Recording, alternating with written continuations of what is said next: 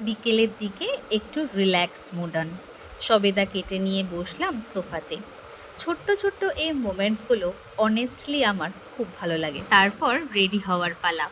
ড্রেসটা চেক করলাম, little mirror moment with my husband. Helmet পরে দুজনে বাইকে বেরিয়ে পড়লাম।